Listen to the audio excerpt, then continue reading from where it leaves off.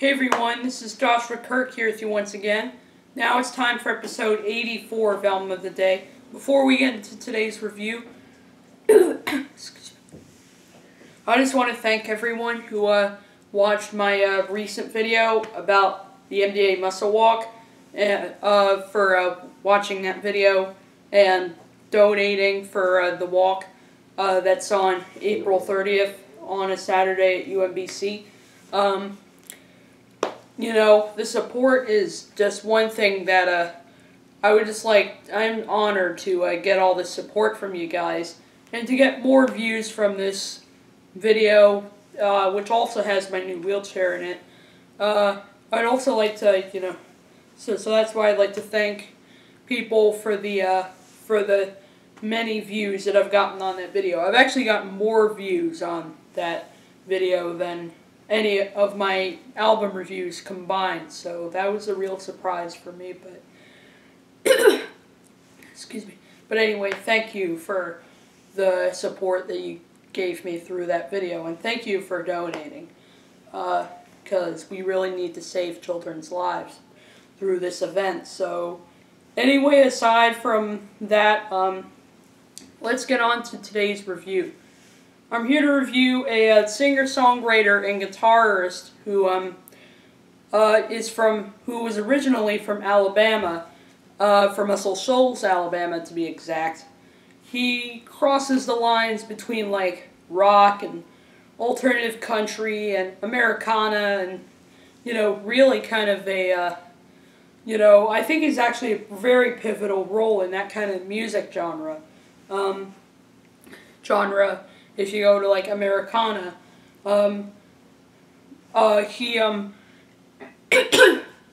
excuse me, he started out doing some work at Alabama's Fame Recording Studios, which is in Muscle Shoals. It's been there for a while.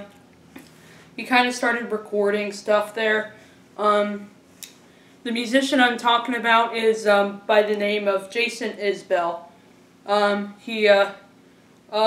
pretty much the first real notable work that he ever did was being a former member of the Atlanta, Georgia rock band, the called Drive-By Truckers, which I'm a really big fan of. Drive-By Truckers. My favorite record of theirs would have to be The Dirty South. I did a review of Southern Rock Opera and their most recent album that came out in 2014 called English Oceans.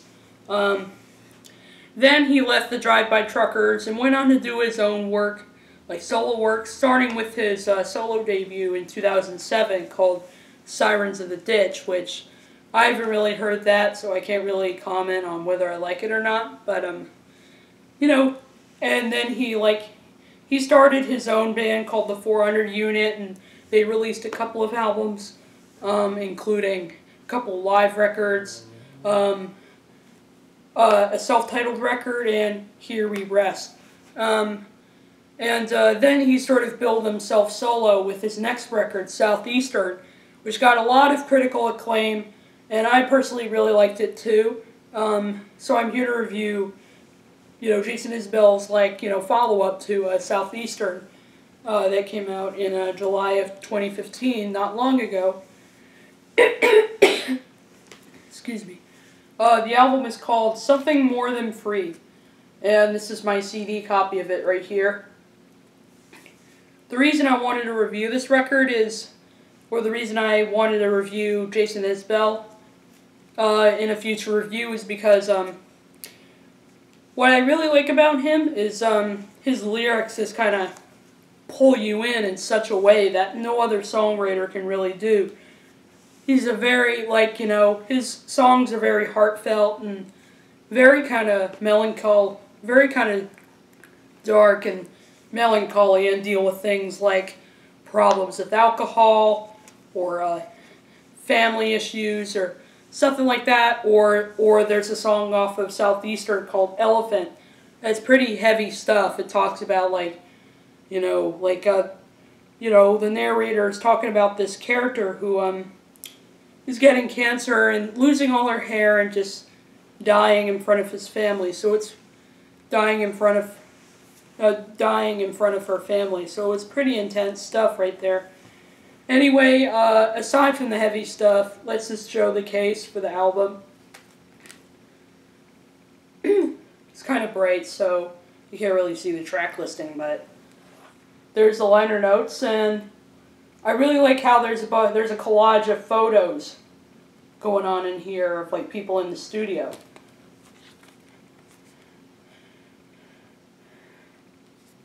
And of course the thank yous, and inside of here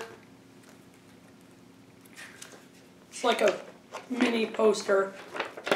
There's Jason Isbell there with a guitar beside him, and then there are the lyrics.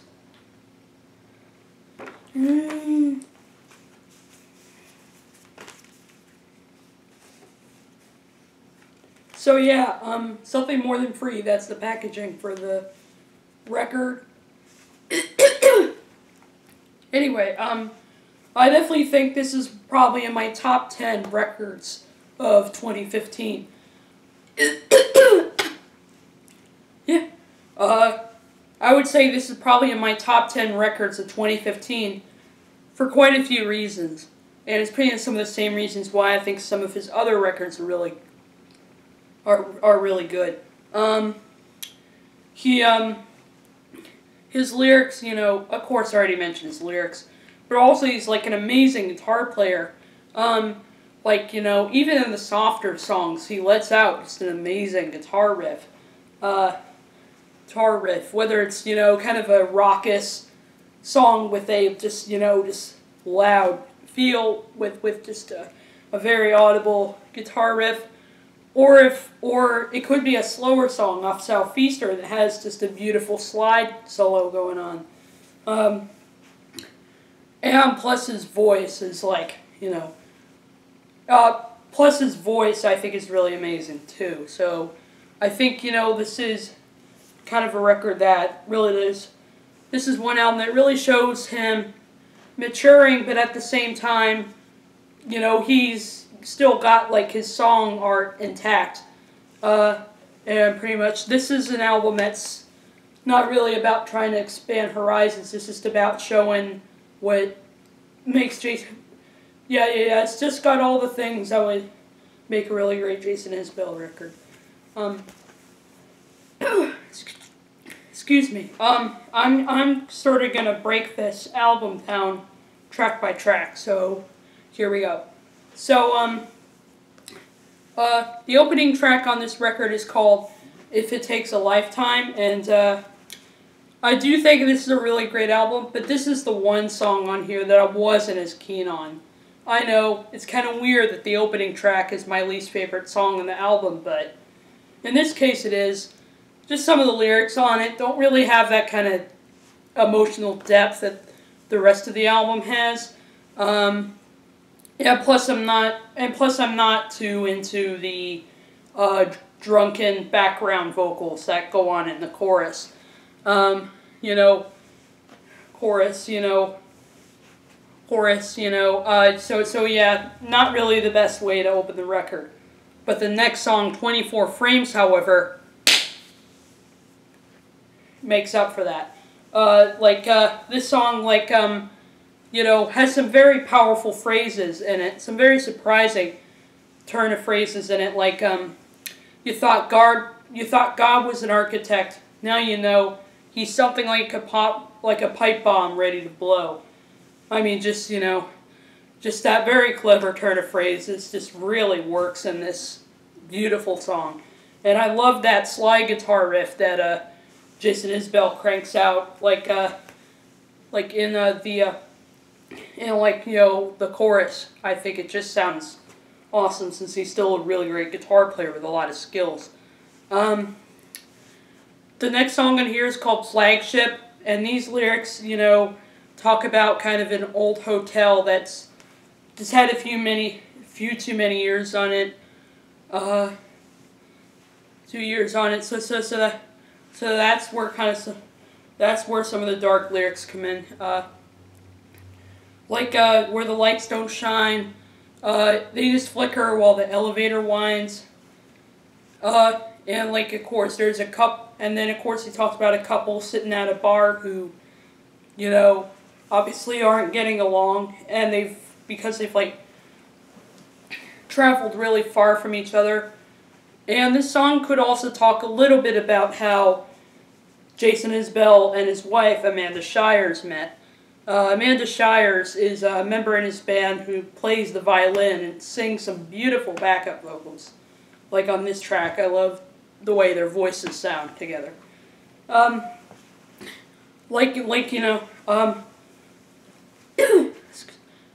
they're talking about he's thinking about the summer when they met, and the boy that she left in tears in his Corvette. Definitely another lyrical standout for me would have to be the song. The song "How to Forget" is kind of about, Jason Isbell's past. Like there are references to his childhood being, his adolescence being just a total mess, in terms of mistakes he's made and stuff like that. Hence the lyric, "My past is a scary movie I watched and fell asleep."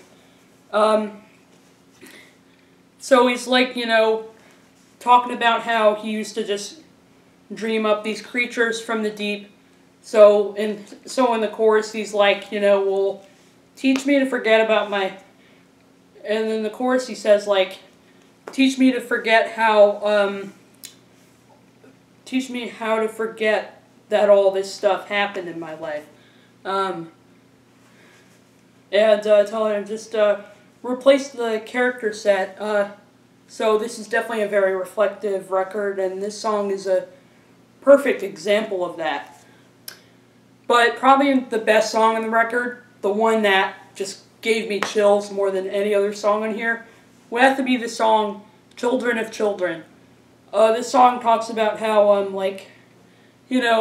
Jason Isbell's mom was only 17 when he was born, and has some pretty devastating lyrics in it about his parents having trouble trying to get along, and sort of making family life has been really difficult, and then it has some pretty devastating turn of phrases all the years I took from her just by being born. Just a beautifully written song. And then in the second verse he talks about nobody really calling him by his own name and going by Michael, as well as this apparently soon after this song talks about how soon he and Amanda Shires were going to have a baby pretty soon. Saying that it's late to have a baby on the way. So love the lyrics on here. It's like this album's cover me up in the sense of its greatness. And I love the instrumental part at the end with Amanda Shires' just lovely string arrangements.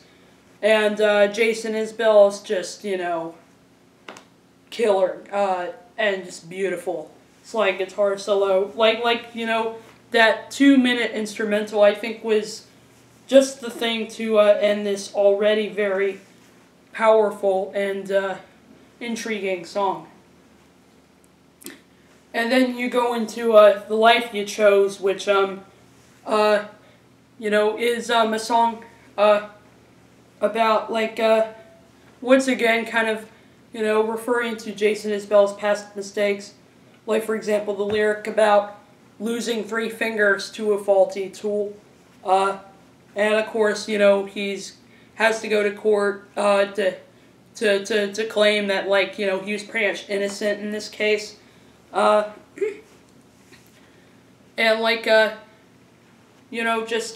we're all kind of asking ourselves, are we living the life we chose? like, we might have thought we did back then, despite whatever wrongdoings we might have had going on. And just some beautiful mellotron on here from Derry DeBoerhug, which is Jason Isbell's keyboard player that plays on here. Since on this record he worked with a producer named Dave Cobb at a studio in Nashville called Sound Emporium, a very famous studio in Nashville, as well as some members of his band of the 400 unit that play with him at his live shows, that have played with him since like 2008 or something like that. And then the next song on here is the title track, Something More Than Free. And this is a song that kind of, it makes sense that it's also the title of the record, because I think, the record really does talk about how he's looking for something more than just feeling free from his past mistakes. What he's really looking for is, he's just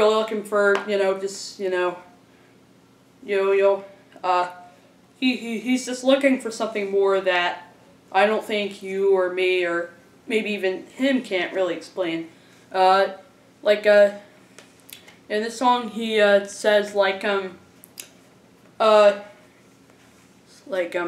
me look at the lyrics in here. He says in this song, I don't think on why I'm here where it hurts, I'm just lucky to have the work. Sunday morning I'm too tired to go to church, but I thank God for the work. So I talks about, being lucky and, stuff like that. And he's talking about, what he thinks will, happen when his work is done and stuff like that. The song Speed Trap Town is a pretty stripped down, guitar song with lyrics about this town that maybe check out some of the lyrics on this track.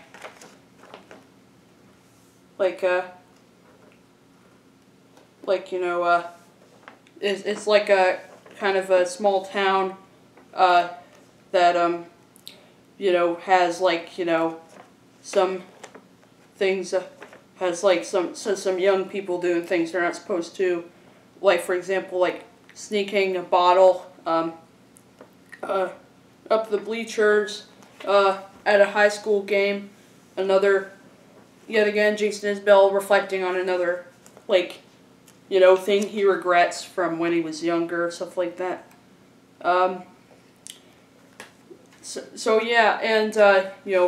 Really just a beautiful song, and I love how it kind of reflects on, his past a little bit and living in this kind of, not so pleasant town, where everybody knows your name. And the slide guitar on that one is just, adds to how simply beautiful this track is. And then there's Hudson Commodore, which, this song, let me check out the lyrics of this one.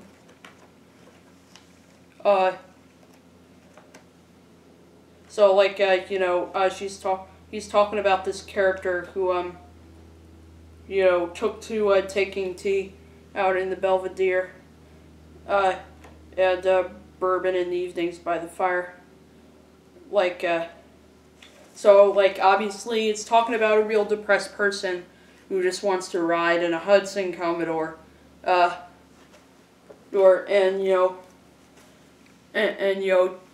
again, another good song. And then there's the second to last song on here called Palmetto Rose, which goes for more a raucous kind of rock feel, as opposed to the rest of the record being kind of, minimalistic and, excuse me, and being pretty soft for the most part. And, you know, I'm still trying to figure out what that one's about, but I do really like the, you know, I do really like kind of the rock sound that he went for on this track. And I really like that part at the end where the mellotron and the violin come in. You know, it like it really adds to the song, gives it that extra little like notes that I think is very unusual for kind of the raucous feel of this track. And then it closes with the song "To a Band I Loved," which obviously talks about kind of that. There's always that kind of, you know, there's always that, like, you know, big moment in your life where where you're like feeling down all the time and you're dealing with problems, and then all of a sudden you go into this bar and see this music performance, and you're just blown away all of a sudden because you thought everyone like you was dead, and then you find, like, you know, someone else that's kind of like you that you can relate to. We all have that moment in our life, and, you know, I think this song is just, you know, beautiful. Definitely a very powerful moment to close the record, for sure.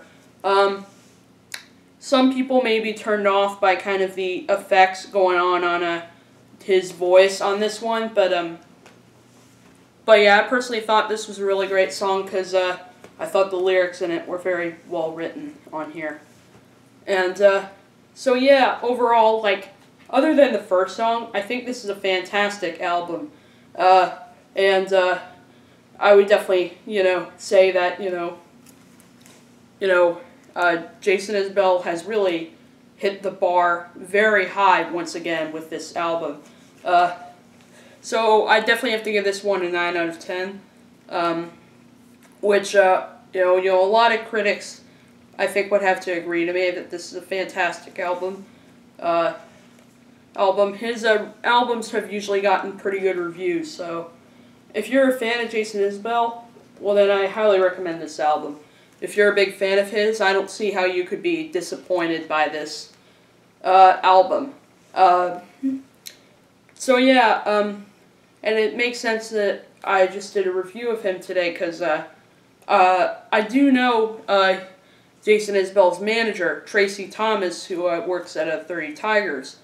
And I did see him in concert once during the Southeastern tour. Amazing show. But yeah, that's my review of Something More Than Free. And I'll see you for episode 85.